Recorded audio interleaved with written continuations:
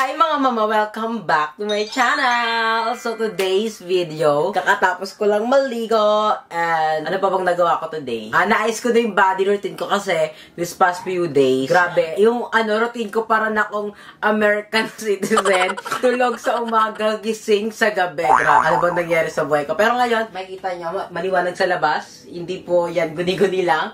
Kasi maaga ko nagising ngayon. Bago natin simulan ang ating video, meron lang tayong pasabog sa inyo kasi dahil bare months na nga, and sabi ko nga sa last vlog ko, actually sa last vlog ko, na gusto kong baguhin tong bare months ko kasi nga diba yung mga first week ng bare months, ng September, malungkot, ganyan, dahil kong iniisip. Pero ngayon, sabi ko, bago matapos man tong buwan ng September, mabago ko siya, parang baguhin ko yung destiny na mangyayari lang, maging malungkot ako buong taon ata. Meron tayong pasabog. Oo, pasabog siya. Wala katapos na. Kasi itong pasabog natin, naisip ko lang siya kaninang umaga. Pagkagising ko, sabi ko, ay, eto na. Eto na yung tamang timing.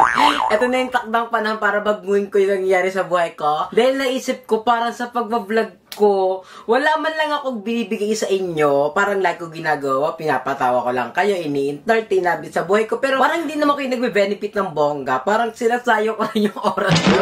Pero yun nga, tayo ay magkakaroon ng giveaway. Tinake down notes ko yung mga dapat kong sabihin. Ako kasi kapag nag-vlog ako, lalo na kapag importante, sinusunod ko talaga siya. Para pag sinabi ko sa vlog, masabi ko talaga lahat. Tinake down notes ko dito yung ating mechanics sa ating giveaway. So, babasahin ko na siya sa inyo and ilalagay ko sa screen para at least mas maintindihan nyo ako. Maglalabas ako sa screen ng mga letters. Sa panonood nyo ng vlog ko, may mga letters na lalabas sa screen nyo. And then, at the end of the video, lahat ng mga nakita nyong letters na nag-pop up sa inyong screen ay i-comment nyo sa ating comment section. Lahat ng mga nakatamang sagot ay magkakaroon ng entry para sa ating raffle na mangyayari sa December.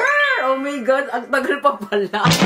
Siyempre December, para at least naman timing sa sa Christmas. Ang pangit naman kasi kung i-announce king winner by November, October, parang walang sense. So, mas maganda December na lang natin. At para marami ding entry ang makasali. One vlog, one entry tayo. So, that means, kapag meron tayong new vlog, is another one entry siya. Sa bawat account, one entry siya. Hindi pwedeng sa isang account, dalawang entry. Hindi po. Para at least marami naman makasali. Sa bawat vlog na i-release ko, pipili ako ng 5 subscribers na magkakaroon ng entry. So, 5 lang yun. Tapos sa next vlog, 5 ulit. Tapos sa next vlog, 5 ulit. Sa next vlog, 5 ulit. Ganun yung mangyayari. So, ito ang pasabog. Yung inaabangan yung prices. Kung ano mo makakuha nyo. Hindi ko pa alam. Kasi pinag-iisipan ko pa. Ayaw ka naman magbigay ng, ganito yung price TV. 32 inches. Di ba? Parang tanga naman kung may pagkantaya. Bala ko pa lang, bakash. Kasi ayun yung pinaka-best way para ibigay agad. Kasi, inisip ko kasi kapag product, parang ipapadeliver ko pa. Pagod yun. Paano pag malayo? Shipping fee, pagod din. Tapos, pag napadala din, hindi na-receive na winner. So, ano mangyayari sa padala? Guni-guni na lang. So mas maganda, naisip ko pala ngayon is cash. Kasi mas madali. Kasi, pwede mo lang ipass agad through Gcash, to Mayang, yung mga ganon. So, ganon yung magiging kasalanan natin. Pero, hindi ko pa alam kung magkano yung pa-prices. Depende pa yun sa budget natin. Kasi, di mo pwedeng mananalo 20,000. Pagod!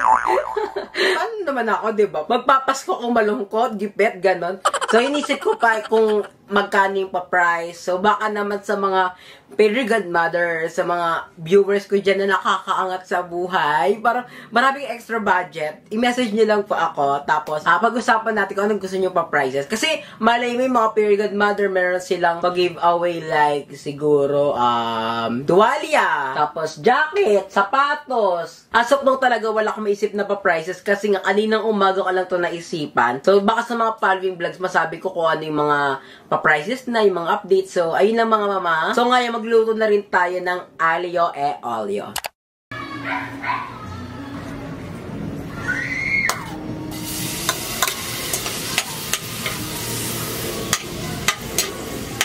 Dagdagan pa natin ng oil para mas masarap siya. Dapat daw kasi maraming ganito. Ewan ko. Siguro mga maraming budget lang yon. Ang mahal nito mga mama. Ang mahal. OA.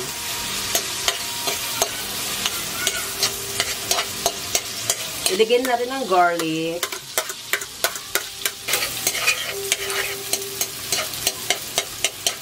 Mix-mix na lang natin. Pasensya nyo na kung ito yung gamit ko tinidor ha. Dahil tinatamad ako magugas ng plato. Kaya hayaan nyo na. Lagyan natin ng chili flakes. Onti lang. Kasi baka maraming magreklamo ba't ang dami mong nilalagay dyan. Diba? Ang bilis lang. Ganito lang kadali magluto ng aglio e olio. Pasta.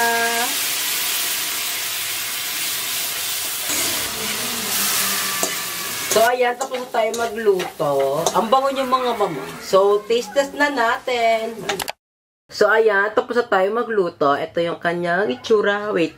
Ipo-focus ko lang sa camera para matakam naman kayo. Kasi, pinaghirapan ko to. Ayan. Ang sarap. Look at this. Taste test natin. For sure, may magsasabi niyan, Jobin, maliluto mo ng aglio e olio. Dapat iba. Ito yung version ko. Iba-iba mo tayo ng version sa buhay. So, ayaan nyo na. Huwag nyo na akong iba. Ito yung way ko na pagluto. And so far, masarap naman siya. So, kung gusto nyo i-try nyo na din.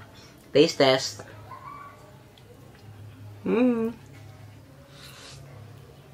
Ang sarap mga mama, the best.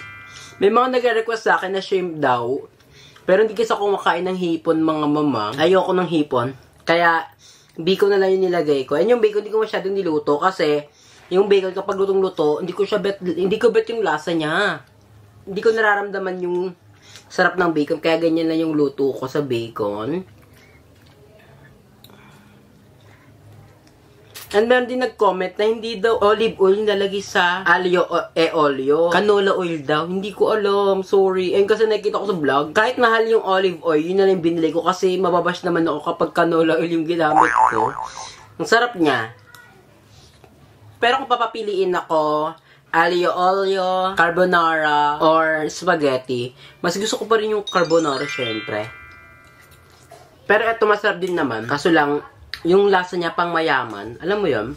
Kasi tayo mga pinimili tayo sa matatamis. Ito wala, hindi siya matamis, wala siya. Pasta lang nalalasahan mo. Tapos yung garlic, ganun lang. Diba, instant lip oil na yung nangyari. Ang sarap niya. So, pagpasyasyan nyo na, sayang to, ganito ako mag-best way kumain kapag last na. After this, ang agenda naman natin is pupunta tayo ng SM kasi bibili ako ng KFC, yung burger nilang sikat ngayon, yung may spinach. Ako kasi favorite ko yung spinach, lalo na kapag nasa, pizza. Yung pizza ng SNR na spinach, ang sarap nung grabe. Natatandaan ko na mga naka-4 na slice ako nun dahil sa sobrang sarap niya. Hindi ko alam kailan ko nakakain, no? Kaila Madam Ellie ata yun o kaila Mother Queen. Ang tagal na. Eh ako naman kasi daw nakapasok ng SNR kasi wala akong card. Pero yung ate ko kasi may card, pero hindi ko alam kung pwede ba ako pumasok gamit ang card niya. Ang alam ko kasi bawal yun. I don't know. Pero itatanong ko lang sa kanya pag uwi niya. Hype, nalangaw na. So ayan mga mama, may mga parcel tayong dumating. Sobrang dami. Nabili ko to nung sale kasi nga free shipping, tapos maraming discount. Ganun kasi ako. Sunday ko na pamili. Yung iba dito, mga pangka-ek-ekan. Lagi naman eh. So, simulan natin dito.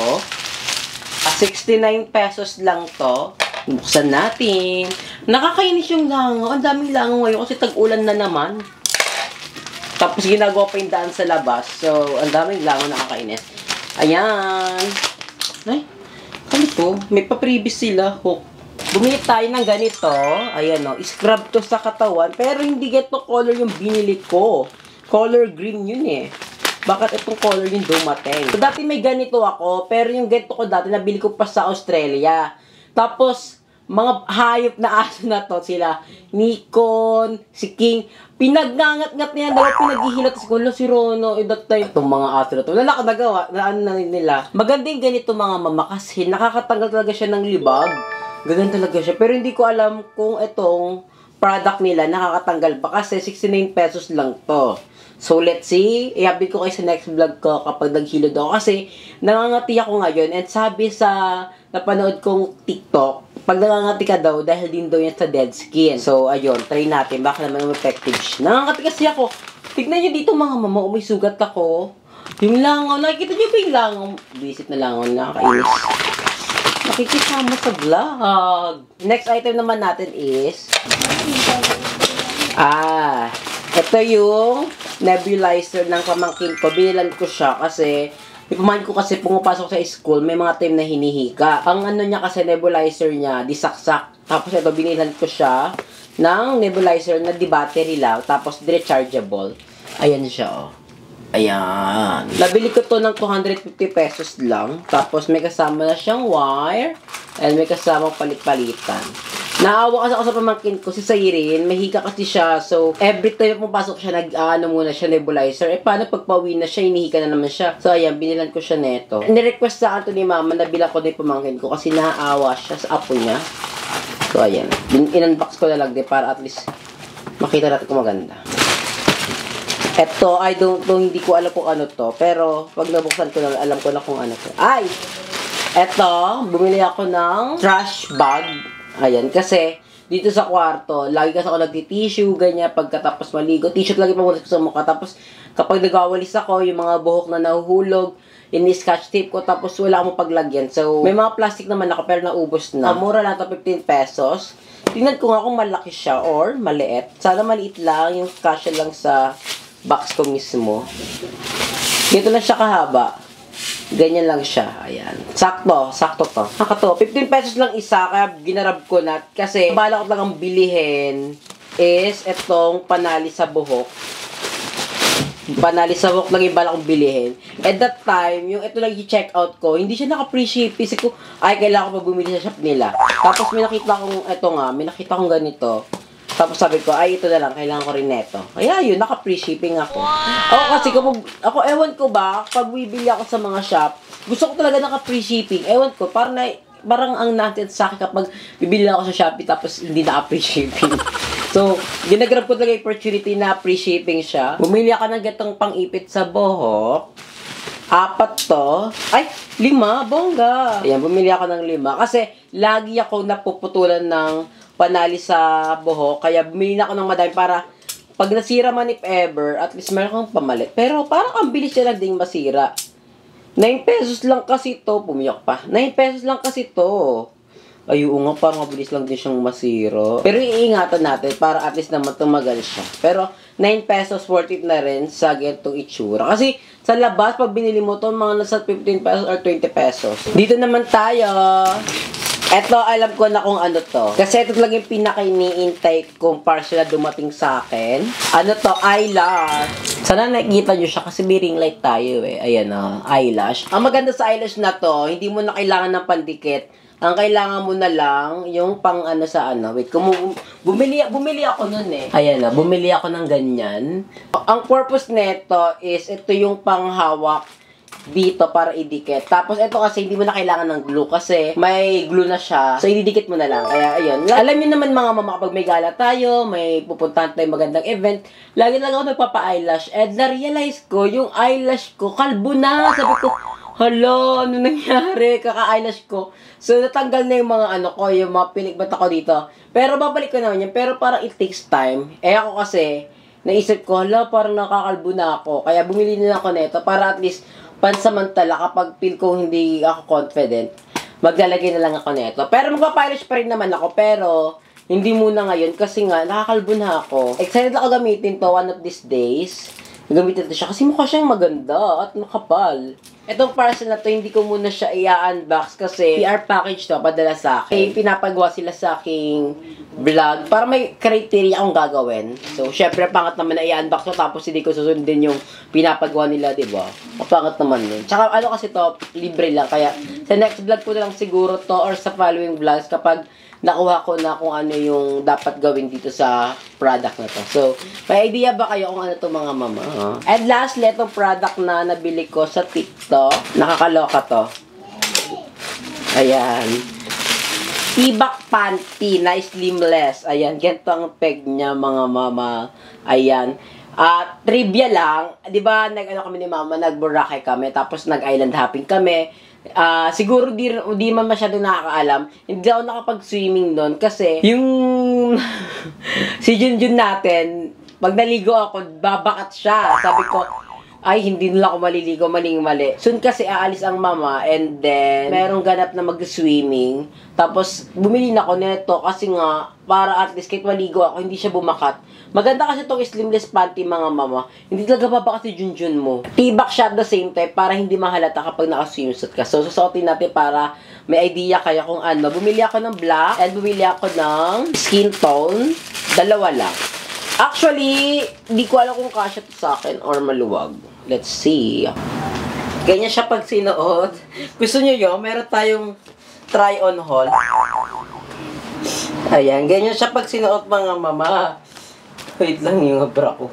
Ganyan siya pag sinuot. Tapos get yung likod. Wow! Ganyan. Look at this. Di ba maganda naman siya? Kasi para siyang maluwag onte. Pero okay din na yan. Large kasi itong binili ko kasi malaki yung puwet ko. Pero parang nonsense. Dapat pala binili ko medium na lang, no? Try naman natin to ang color. Skin tone. Ito naman yung itsura ng skin tone. Ayan. Pak! So, ito yung sa wet. Tanan! So, ayan. Nandito ako sa coffee shop. And, dito ko ba tinatapos ang aking vlog. I-comment nyo down below sa ating comment section yung lahat ng mga letter na nakita nyo. Dito nyo yung nakita. Diyan. Diyan ko lang nilagay. Hindi ko na hinalo-halo kasi malilito kayo. So, diyan ko na siya nilagay. So, lahat naman nakita nyong letter, i-comment nyo sa comment section. Ang unang maka-first time na makahula is magkakaroon ng entry sa ating giveaway sa December. Bye!